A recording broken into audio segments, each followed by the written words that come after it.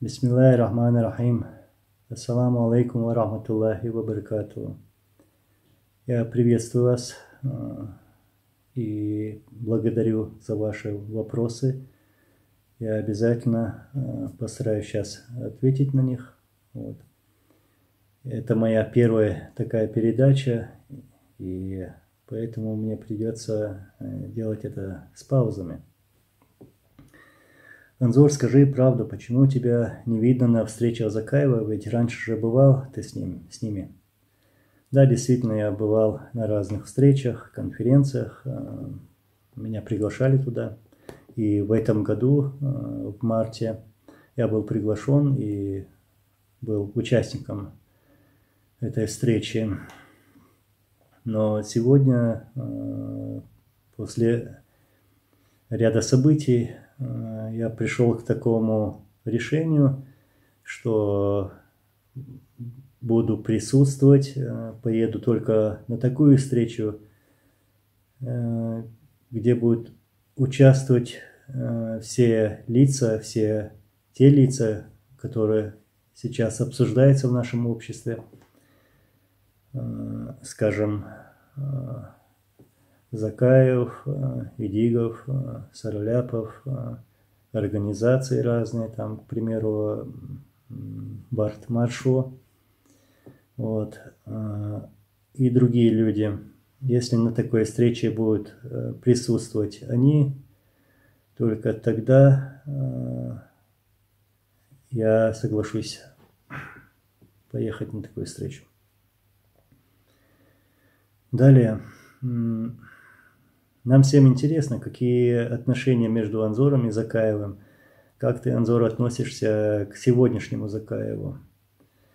У меня никаких проблем с Ахмедом или с другим человеком, сторонником Ичкерии, как говорят, нету.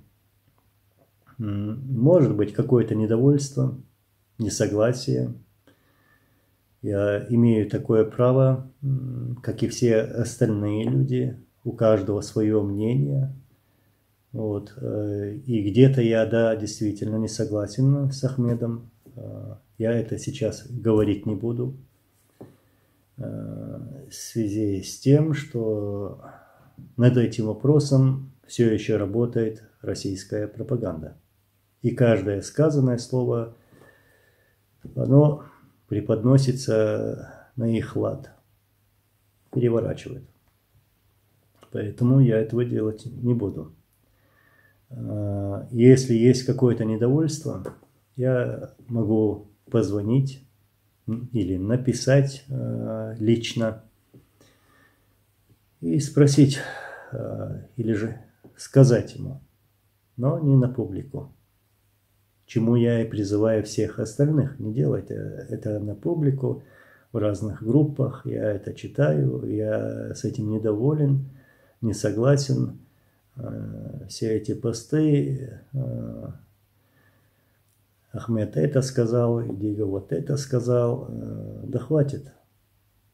Все это на руку тем институтам России, которые работают с нашим народом, который пытается убить, уничтожить, добить Ичкерию, саму идею Ичкерию.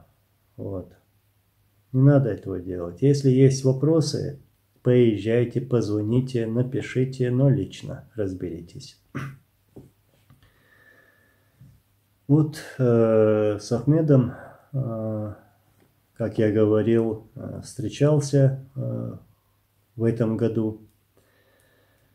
И встретиться еще раз, вот даже завтра взять и поехать, встретиться с ним, у меня таких проблем нету.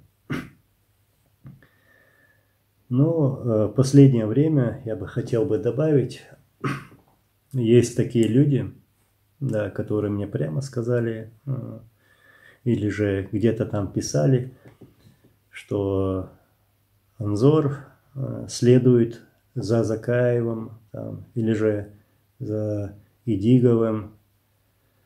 Называлось имя также Мавлади Удугов. Нет, у Анзора свое мнение, мышление, видение, и оно образовалось не 5, не 15 лет тому назад.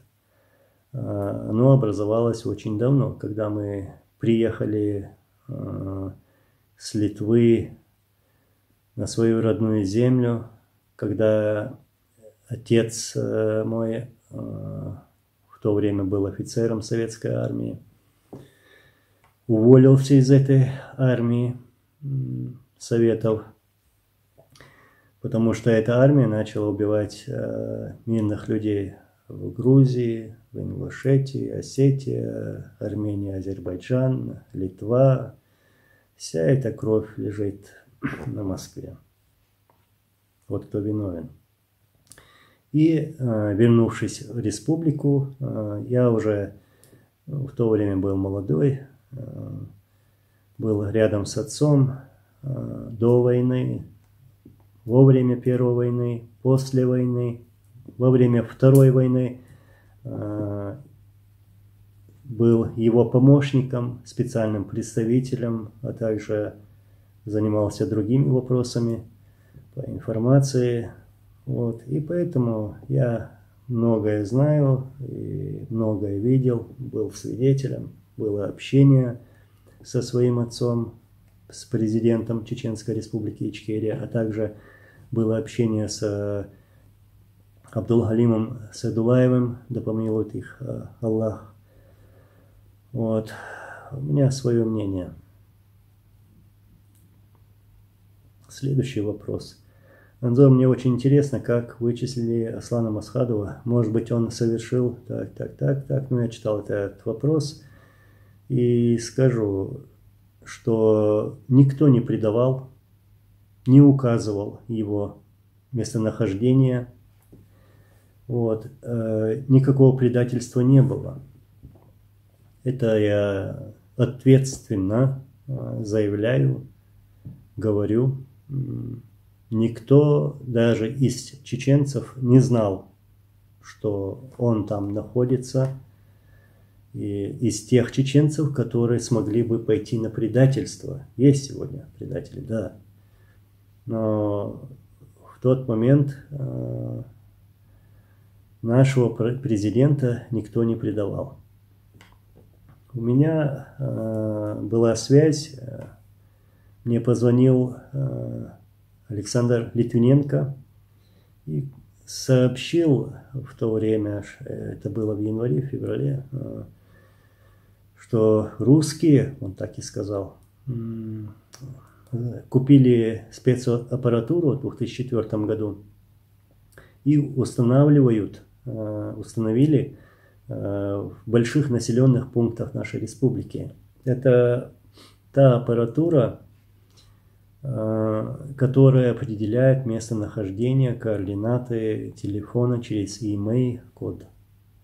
Вот такая аппаратура была. И у меня есть факты, что именно используя эту аппаратуру было выявлено это место, этот дом.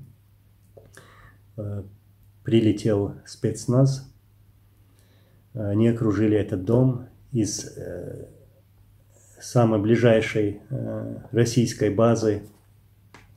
Пришли военные, военнослужащие, окружили село, и лишь тогда, после операции, как они убили нашего президента, узнали все остальные, что там прошла операция, и что в Толстоюрте 8 марта утром убили нашего президента. Только тогда узнали чеченцы. И никакого предательства там не было. Валейкум салам. Анзор, скажите, пожалуйста, как вы относитесь к Закаеву, так как он был хорошо знаком с вашим отцом, и какие были у вашего отца Закаева отношения, и так далее, и так далее. Да, ну я читал раньше. Были рабочие отношения. Президент, его подчиненный, помощник, его представитель, кем вице-премьер, кем являлся Ахмед Закаев. И Ахмед Закаев выполнял работу, и были вот такие рабочие отношения. Да, где-то были выговоры, где-то Масхадов, президент, поругал своего представителя. Вот это тоже было, и как-то удивляться этому тоже не следует, потому что все было сделано цивилизованными методами, нормальными методами. Все, вопрос закрыт, как бы, да? Не унижалось его достоинство, вот, как это делают сейчас дома. Там своих подчиненных там бьют, избивают, током бьют, убивают. Вот. Об этих методах надо говорить. Далее. Неприятно бывает следить, как наши блогеры проявляют недовольство друг другу по мелким раздорам. Они все уважают тебя, поставь свое слово. У нас у всех одна цель и одна победа.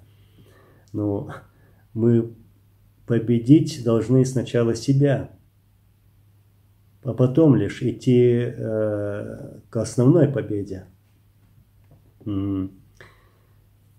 Я не люблю, когда смотрю, когда вижу, где друг друга поливают грязью, обзывают, оскорбляют, вот, и делают это публично. Ну, это нехорошо, не надо этого делать. И все люди, которые занимаются информационной борьбой, информационным делом, блогеры или там будь это администраторы каких-то сайтов информационных, я считаю, что было бы бесценно, если бы все они работали бы вместе. Я даже их призываю. Вот. Давайте делайте, пытайтесь хотя бы, поддерживайте друг друга и работайте вместе. Больше пользы будет. А тех уже, кто не хочет этого делать, с тем уже понятно, что этот человек делает это не для своего народа или не для своей истории чеченского народа. Значит, это одиночка, у него там свое в голове. У меня есть связь с некоторыми нашими блогерами, общение. Вот.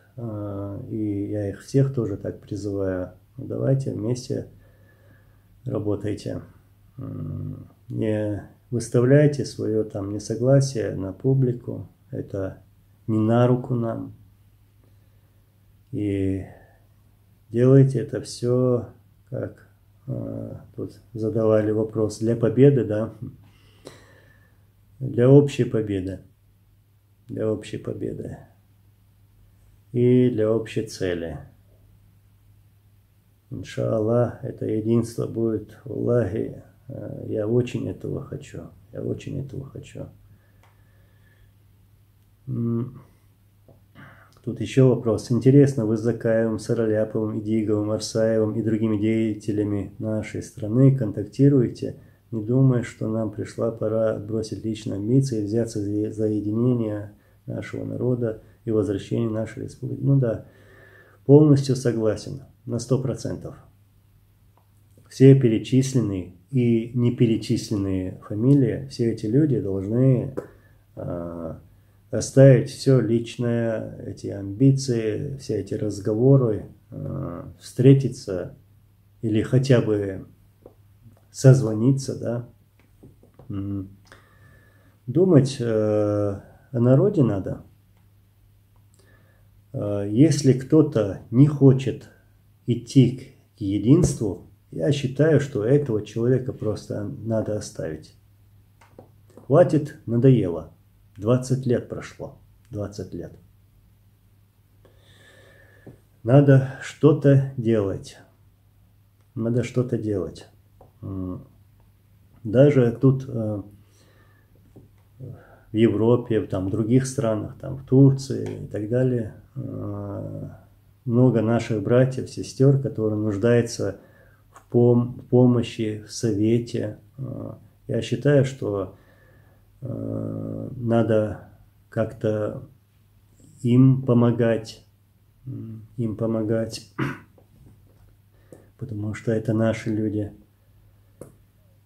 Вот. Не только наше вот единство этих людей перечисленных, но надо искать единство в народе, вот оставить все разные там разговоры, самые больные темы, вот, даже религиозные темы.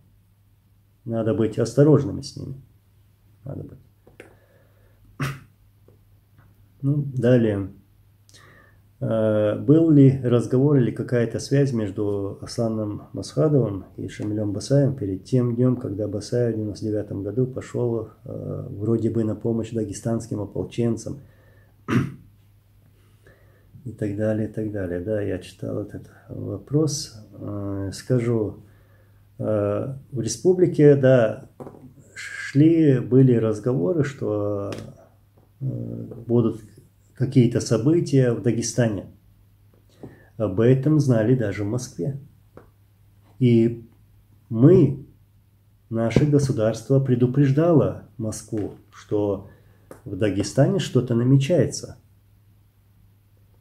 Как все помнят, Степашин даже приезжал в Карамахи, Чабанмахи, я помню. Не просто так же он туда приезжал, и собирались группы, отряды там, и Москва знала об этом. Вот. И я думаю, сначала надо говорить об этом, что Москва знала, что будут такие события в Дагестане. И никаких действий со стороны России не было. Хотя наше правительство, наше руководство предупреждало Москву. И даже после этого ничего не произошло. Поэтому, да, Масхадов знал, что, возможно, готовится провокация. И Басаев тут, как пишете, пошел вроде бы на помощь дагестанским ополченцам. Не вроде бы. Он так и сделал. Шамиль, Басаев и другие, которые пошли на помощь дагестанским ополченцам, сделали это от себя, а не от чеченского государства, не от Чеченской республики Ичкерия, не от президента, не от чеченского народа. Это были добровольцы, скажем так. И никакой должности официальной или статуса у Басаева не было. Ну, все это знают. Он сложил себя, и он это заявил, и пошел как бы на помощь. Хотя я всегда это говорю, что не надо было. И вообще было видно, что это на руку России. На руку России. Ну, я пойду к другому вопросу. Были ли выходцы из Азербайджана среди чеченского сопротивления? Да, были. Я помню 2-3, ну, тех, которых я помню. Имена сейчас я не могу назвать. А также были с других соседних республик. Ингуши, наши братья. Не только они, даже с Осетии были. И другие дагестанцы были, нагайцы были, да. Вот, и они принимали участие в этой священной войне против российских оккупантов, за что я их благодарю, и те, которые отдали свои жизни, да помилует их Аллах, они, иншаллах, шахиды. Так, многих интересует ваше отношение к Закаеву. Да, я это уже сказал в начале насчет этого. Ну, дальше, сейчас. Брат, еще просьба, как-нибудь скажи пару слов про братство Аслана, да помилует его Аллах, и Руслана Аушева. Ну, я буквально недавно говорил, что у них всегда были хорошие отношения, как бывшие офицеры, даже так, и тем более войнахи. Вот. Братские отношения были. Я помню, мы ездили по приглашению к Аушеву и очень хорошо, красиво принимали. Также Руслан приезжал к нам. Вот. И Руслан Аушев мужественный человек. Действительно, как у нас войнахов говорят, онах, который не предал это братство с нашим президентом. Он до конца его поддерживал, как мог. И я очень благодарен ему и нашим братьям. Назови имя предателя, который предал Аслана Масхадова. Аллах дейкал воля. Аллах дейкал масвобода шудендейл. Не было предателя. Никто. Есть, да, разговоры, что там Шамиль Басаев, даже про последнюю версию там российского марионеточного режима, которую они преподнесли, что якобы Басаев предал Масхадова. Нет, если бы хотел бы, он это давно сделал бы. Вот. Неправда, это даже невозможно. Я знаю, какие у них были разговоры, к чему они пришли во время последней встречи в ноябре 2004 года. Я могу даже сказать, как поклялся на Коране Шамиль Басаев. Вот. Даже после этого не думаю и уверен, 100% говорю, что никакого предательства ни от кого, от чеченцев, не было. Ну, то же самое пишут. Анзор, у меня всегда был вопрос в голове, как вычислили твоего отца, то есть Аслана Масхадова, или его местоположение. И кто сдал, было видео Закаев, где он рассказывает про отца, и кто его сдал, там упомянулось имена Хамбиевых, Мухаммада и брата, можно доверять этому видео. Ну, понравится это кому-то или нет. Хамбиев не знал, где находится Масхадов. Ну, даже нелогично. Никто не знал, я не знал. Хамбиев не мог это сделать. Не мог. Как я говорил ранее, российские спецслужбы использовали специальную аппаратуру, которая вычисляет координаты телефона. И месторасположение было вычислено именно с помощью такой аппаратуры. В доме администрации, как это называется у них в Толстоюрте, была установлена такая аппаратура. Вот как это произошло. Не Хамбиев там виноват. Правда должна быть правдой. Далее. Анзор, извини, если личная затрага, меня интересует отношение Шамиля Басаева и твоего отца в политической и бытовой областях в период от 2000 года. Если посчитаешь не нужен, не отвечай. Все людям не всегда можно знать. Да, брат, ты прав. Сегодня, когда ведется вот такая информационная война против нас, даже против чеченского народа, против нашей истории, есть моменты, которые мы должны принципиально не говорить. Да? Вот. Но это не секрет. Да, Шамиль Басаев был против президента, он шел против президента, и Масхадов не был согласен с Шамилем Басаевым где-то, но он всегда говорил, что Шамиль Басаев это действительно воин. Вот. Также Басаев говорил про Масхадова.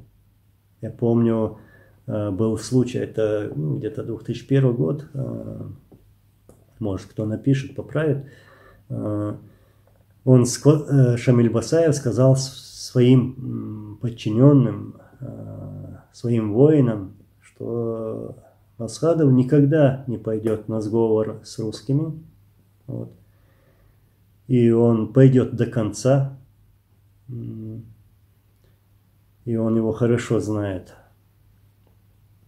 Вот. Так что были такие противоречия. Где-то Шамиль Басаев высказался против Масхадова. Да, это все было. Это наши ошибки. Я скажу прямо, это ошибка даже Шамиля Басаева. Не надо было идти против президента, если этот президент идет на правильном пути. Он и был на правильном пути, он и прошел этот путь правильно, достойно.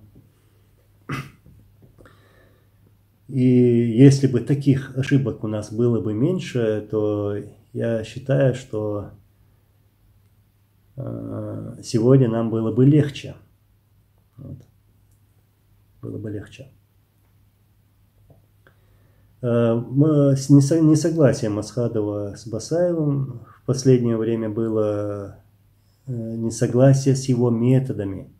Когда Шамиль Басаев говорил, что с ними надо воевать так, как они воюют с нами. То есть, если они убивают наших мирных жителей, то мы имеем право делать то же самое в России, например, да. Были такие высказывания Шамиля, и Масхадов, наш президент, эти методы не поддерживал и всегда это говорил. Вот где был не согласен Масхадов с Басаевым в последнее время. Ну, расскажи, кем был создан Урус-Мартановский анклав, куда не могли попасть представители власти. Ну, почему не могли? Ездили, были. Ну, в то время я нахожусь со своим отцом, я помню эти события в Урус-Мартане, я спокойно ездил. Мое табельное оружие со мной было, мое удостоверение со мной было. Я не боялся туда ездить. Масхадов был в Ачхой-Мартане, был в Урус-Мартане. Хотя пропаганда преподносит, что Масхадов боялся поехать с одного места в другое место. Да неправда. Неправда. Например, во время этой войны, вот, почему зачищался путь, скажем, который проходил через села Мейртуб, Курчалой, Цоцинюрт, Мескерюрт. Вот. Когда проводили зачистки, убивали, забирали молодых парней, которым могли оказать сопротивление, были или сторонниками, или не были сторонниками, там, на это даже не смотрели. Там перебили, много молодежи убили, забрали. Вот об этом надо говорить. Так что,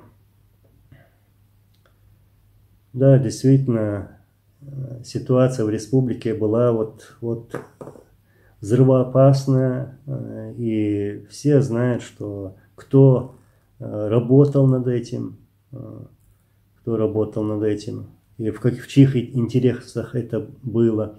И те люди, которые подстрекали, хотели разжечь этот огонь, в в Чеченской республике Ичкерия, чтобы чеченцы воевали друг против друга, кому это было выгодно. И эти люди куда потом делись? Они перешли на сторону России, когда началась война. Вот эти подстрекатели. Самые достойные наши герои воевали против оккупантов. Вот. Мне кажется, что на власть Масхадова эти два человека повлияли самым негативным образом. Ну, называется фамилия Масхадов, Индарбиев, Басаев. Ну, опять же, я не буду принципиально говорить. Я не буду принципиально говорить о тех высказываниях друг другу. Это были наши ошибки, которых больше не будет. Которых больше не будет. Думаю, как и я, все хотят узнать причину гибели Аслана Масхадова. Да примет Аллах его шахаду. Аминь. Как он оказался в толстой юрте, подробно узнать правду, потому что реальные данные об этом никому практически не известны. Брат, причина гибели я уже говорил, не буду повторяться. Российские спецслужбы узнали место и провели эту операцию. Предателей не было. Вот. Как он оказался в толстой юрте? В то время, куда бы он ни поехал, наш президент Масхадов, там проводились зачистки. И в последнее время были проблемы со здоровьем. И как-то передохнуть, чтобы найти более спокойное место. Поэтому было выбрано это место в толстой юрте. Также он жил в Гудермесе, недалеко от российской базы, от администрации, там, как она называется у них. Там рядом же жил. Вот. И ради того, что это место будет спокойным. Поэтому было выбрано это место. Салам ашалду, савашдейл самашухил, аслан эшембях кабинек мирво хуэ. Видите еще. Да, я на русском скажу. Если бы такой человек был бы, я бы назвал бы его имя, что такой-то человек совершил предательство по отношению к нашему президенту. Нет, не было предателя. Не было. Это было не предательство. Такой же опять вопрос, как вычислили Аслана Масхадова. И можешь высказать свою точку зрения касательно того, почему мы так плохо относимся к митингам, и как объяснить людям, что митинги, в целях своей безопасности, как говорится, да, но это очень важно. Это очень важно выходить на митинги, говорить свое слово, собираться. Чем больше людей соберется, чем больше людей будет участвовать в митингах, тем больше серьезностью к нам отнесутся и будут стараться решать вопросы. Даже с такими последними событиями, как когда убили человека в Австрии, там, в Германии, или же где в какой-то стране, в последнее время в событиях там во Франции, там были драки, разборки, и там были митинги. Если бы люди выходили бы и высказывали бы, показывали бы свое недовольство, то было бы хорошо. Они бы увидели бы нас, что мы вместе. И я считаю, что нужно выходить. Это показывает наше единство. Мы не имеем права отсиживаться. Не имеем права отсиживаться. должны выходить на митинги, говорить свое слово. Вот и еще вопрос. Абу Харис. Валейкум салам. Ну, я читал этот вопрос тоже, и вот начну с концовки. В том случае, если данная инициатива будет поддержана определенным немалым количеством чеченцев, проживающих в странах Европы, Турции и так далее, возьмешь ли ты на себя бремя присяги своего народа и возглавишь ли новый или следующий этап борьбы нашего народа за свободу и за своего государства? Я скажу прямо, коротко. Не власти я хочу и не стремлюсь к ней. Все, что я хочу сделать все возможное от меня зависящее, будь это в информационном плане, или я смогу сделать в других направлениях, помочь нашим людям, то я это буду делать. Если будет какой-то человек, даже нами избранный человек, я буду его помощником. И сегодня те люди, которые мужественно высказываются, говорят правду, я их помощник. Если такие люди, как Ахмед Закаев, или Эдигов, или Сараляпов, или другие, вместе соберутся, осознают, что да, это действительно нам сегодня необходимо. Больше другого шага нет, который мы должны сделать. Только это поможет нам. Если они это осознают, вместе соберутся, я буду рядом с ними, я буду их помощником. Вот. Вот как я вижу. Вот как я вижу. А так, благодарю, спасибо. Аллах рейсу. Ну, для первого раза как-то я постарался ответить на ваши вопросы. Благодарю. Я как-то постарался максимально, учитывая все факторы, окружающие нас, ответить именно вот таким образом. Ну, есть такие вещи, такие вопросы, на которых лучше не отвечать. Для хорошего. Поэтому я очень надеюсь, что именно я не хотел никого принизить или там унизить, или что-то, поставить себя выше этих людей. Нет. Но мне очень хотелось бы, чтобы эти люди собрались, оставили свои личные амбиции. Будь это наши политики или информационные, вот там, которые войну ведут, блогеры или там администраторы каких-то сайтов. Да, пора собираться, пора все как-то вместе это делать. Вот чему я призываю.